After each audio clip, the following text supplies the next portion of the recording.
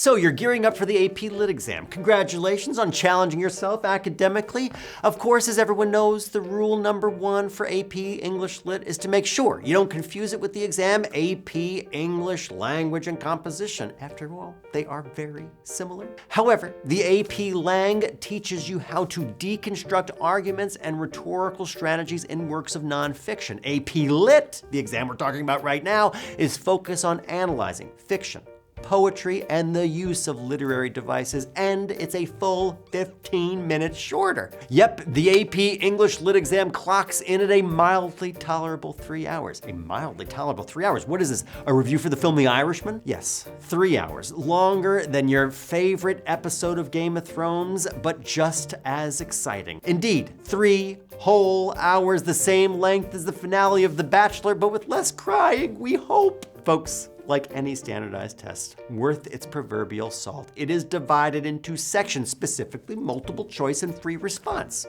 The multiple choice section consists of the first hour of the test and 45% of your score. Here, you'll encounter 5 sets of questions that each correspond to a preceding passage of prose fiction, poetry, or drama. The passages will vary in terms of their difficulty. Each subsequent set will have anywhere between 8 and 13 questions, and the entire multiple choice section combined will have 55 questions in total. But don't worry, 55 questions is totally manageable. It's that 56th question that always puts you over the edge. Moving on, folks, by process of elimination, coincidentally, a great test-taking strategy, the next section is a free response section and 55% of your score. Here you'll have 2 hours to tackle 3 prompts: a literary analysis of a poem or poem graciously provided by the College Board, a literary analysis of a passage of prose fiction, and once again kindly provided by the College Board, and an analysis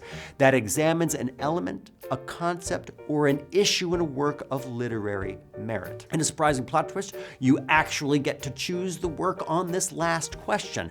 Don't let that power, of course, go to your head. While the content in this section remains the same as in previous testing years, it's important to know that the way these responses are scored is changing. Starting in 2020, students will be evaluated based upon an analytic rubric rather than a holistic rubric. And that sounds great, right? I mean, analytic rubrics are so hot right now, and holistic rubrics are so last year. But what do these rubrics actually mean? Essays used to be graded on a holistic scale that went from 0 to 9. The new analytic rubric now narrows the point system. It now ranges only from 0 to 6. Though you might feel like this leaves you with less room for error, the new rubric clearly lays out how test takers can earn those 6 points. It's almost like the College Board actually wants you to succeed on this test. The first point is earned by demonstrating that you can construct a clear and defensible thesis. That's pretty straightforward. Next, you'll be assessed for evidence and commentary, which is worth up to 4 points. You'll earn a minimum of 2 if you present some relevant evidence and explain how some of it relates to your argument. Better yet, you'll get all 4 points if you provide evidence to bolster each of your claims, consistently demonstrate how they support your reasoning, and show how multiple literary devices illuminate the meaning of the passage. The last potential point is based on sophistication. And sure, this sounds a little ambiguous, maybe even a little snobby, but what it boils down to is basically this: were you able to develop a complex literary argument? You can do this by placing the passage within a broader context, providing an alternative interpretation, or exploring the tensions found within it. Wow, there's so much clarity here. Now you know exactly what to expect and how to prepare. And not to drop a humble brag on you, but we're pretty confident that this video has gotten you excited to kick your test prep into high gear. Folks, assuming that that's the case, you'll definitely want to pick up our AP English Literature and Composition Guidebook. It is a comprehensive content review